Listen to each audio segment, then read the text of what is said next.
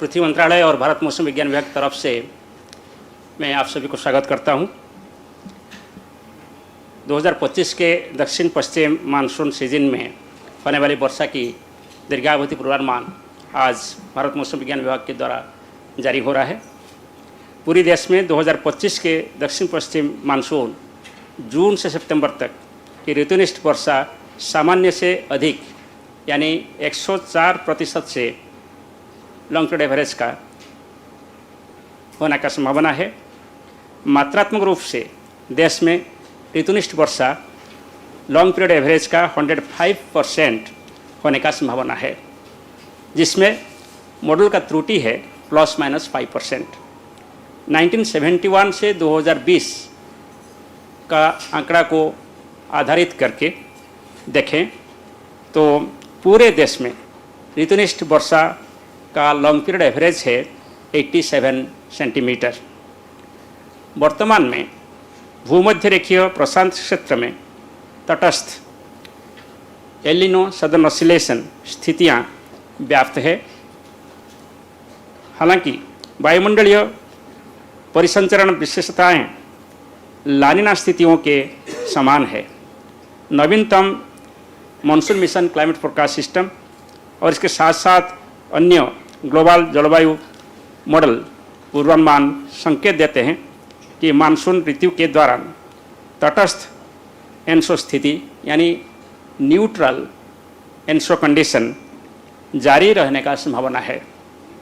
वर्तमान में हिंद महासागर पर तटस्थ हिंद महासागर द्विध्रुव यानी neutral Indian ocean dipole condition जारी है और नवीनतम जलवायु मॉडल पूर्वानुमान संकेत देते हैं कि दक्षिण पश्चिमी मानसून ऋतु के दौरान तटस्थ आईओडी यानी neutral Indian ocean dipole condition जारी रहने का संभावना है। पिछले 3 महीनों में उत्तरी गोलार्ध और यूरेशिया के बर्फ की चादर सामान्य से नीचे हैं, यानी आप दिसंबर से फरवरी इवन मार्च देखेंगे जो यूरेशियन स्नो कवर है वो कम है और इसके साथ साथ पूरी एशिया का जो स्नो कवर आप देखेंगे इंक्लूडिंग हिमालयन स्नो कवर वो भी सामान्य से नीचे है।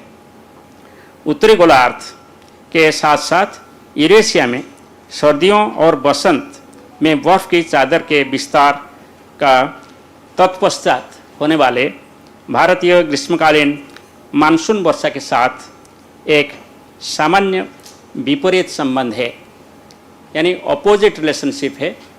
स्नो कवर ज़्यादा होता है तो मानसून रेनफॉल कम होता है, स्नो कवर कम होता है तो मानसून रेनफॉल ज़्यादा होता है। सो इसको देखते हुए जैसे हमारे सचिव महोदय ने आपको बोल रहे थे, neutral El Nino southern oscillation condition, neutral Indian ocean dipole, lower than normal snow cover area हमारे आने वाले मानसून सीजन के लिए फेवरेबल है और हम इस सीजन में एक एबो नॉर्मल सीजनल रेनफॉल एक्सपेक्ट कर रहे हैं और क्वांटिटेटिवली 105% है। हम अभी आपको विस्तार से जानकारी देंगे इस सभी बारे में एक प्रेजेंटेशन के दौरान।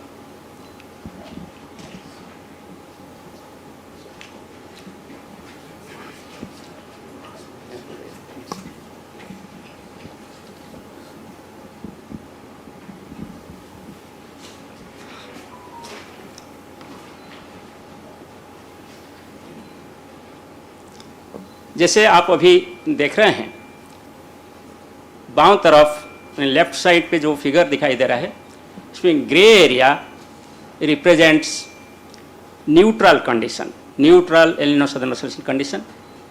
Blue area indicates La Nina condition, red indicates El Nino conditions.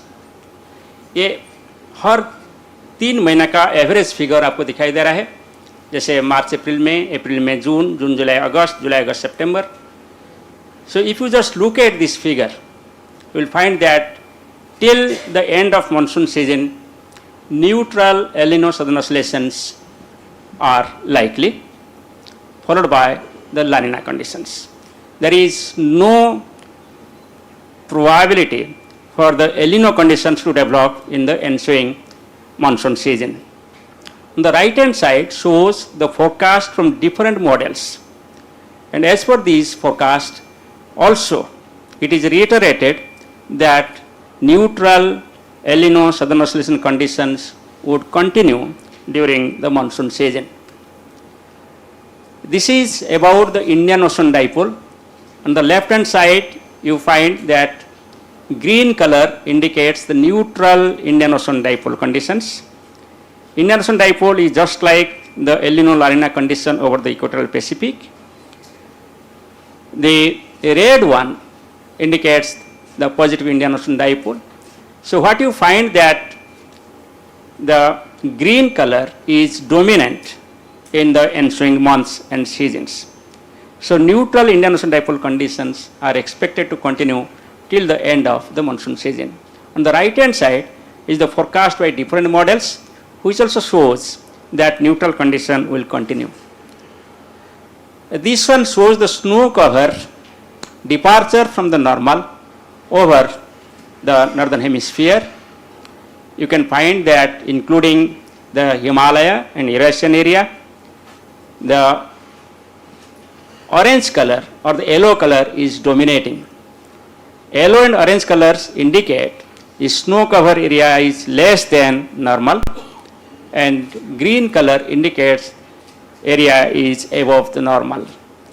So if you take the in totality the snow cover area during the winter and spring season has been less than normal.